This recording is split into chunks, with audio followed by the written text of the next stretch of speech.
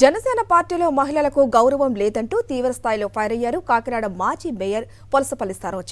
పవన్ చెప్పే సిద్ధాంతాలు, ఆశయాలు పేపర్ మీదకే పరిమితమంటూ విమర్శించారు. టీడీపీ కోవర్టుగా నాదెండ్ల మనోహర్ జనసేనలో చేరారని ఆరోపించారు. పార్టీ చీఫ్ పవన్ కళ్యాణ్ అయినా దానిని నడిపించేది, ఇష్టం వచ్చినట్లు రూటు మార్చేది మాత్రం నాదెండ్ల మనోహరేనంటున్న పొలసపల్లి సరోజతో మా ప్రతినిధి రాజు ఫేస్ టు ఫేస్. జనసేన పార్టీని నమ్మి మోసపోయిన వారిలో కాకినాడ మాజీ మేయర్ పోలసపల్లి సరోజ ఒకరు. వారు ప్రస్తుతం జనసేన పార్టీలోని రాష్ట్ర కార్యదర్శిగా ఉన్నారు. అయితే జనసేన పార్టీ మీద తీవ్ర విమర్శలు చేస్తూ ఆమె ఆ పార్టీకి రాజీనామా చేశారు. ప్రస్తుతం దీని మీద మాట్లాడేందుకు సరోజ మనతో ఉన్నారు. మేడం, చెప్పండి, ఇవాళ జనసేన పార్టీకి రిజైన్ చేశారు, తీవ్ర స్థాయిలో ఆరోపణలు చేశారు. ప్రధానంగా ఏ కారణాల వల్ల మీరు రాజీనామా చేశారు? జనసేన పార్టీలో ఆడవాళ్ళకు కానీ, బీసీలకు కానీ, బడుగు బలహీన వర్గాలకు కానీ గౌరవం లేదు. ఈ ఒక్క దాని మీద నేను 5 సంవత్సరాల నుంచి పార్టీలో 2019 ఎలక్షన్ ముందు నుంచి నేను పార్టీలో ఉన్నానండి. ఆ పార్టీలో ఉన్నప్పటి నుంచి కూడా నాకు నాదెండ్ల మనోహర్ అనే వ్యక్తి జాయిన్ చేసింది ఆయన అయినప్పటికీ ప్రతి చోట అడుగడుగున ఆపడాలు, అడుగడుగున బౌన్సర్లతోటి ఆపించేయడము, బయటికి పంపించేయడము, వెయిట్ చేయించడం ఇవి చేస్తున్నారు.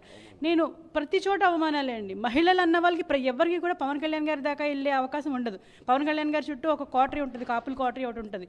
ఆ క్వార్టరీలో హరిప్రసాద్, కేకే, చక్రవర్తి వీళ్ళలా ఉంటారు.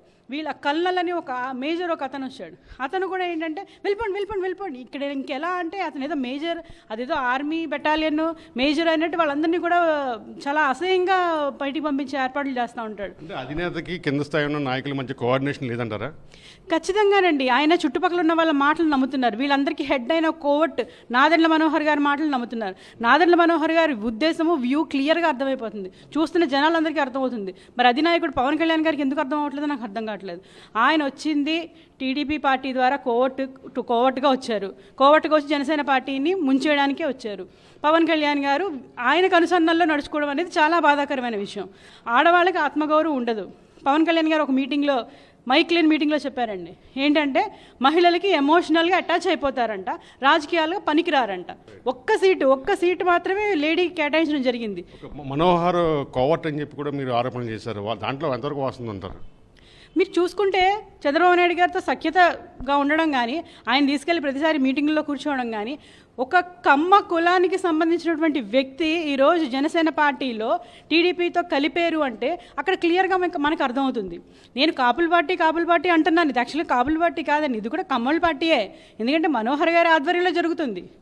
జనసేన పార్టీకి అధ్యక్షుడు పవన్ కళ్యాణ్ గారైనా రథసారథిగా ఉన్న నాదెండ్ల మనోహర్ గారు దాన్ని ఎటు కావాలంటే అటు తిప్పుకుంటూ వెళ్ళిపోతున్నారు పార్టీని. జనసేన పార్టీ మీద అయితే సరోజ తీవ్ర స్థాయిలో విమర్శలు చేస్తున్నారు.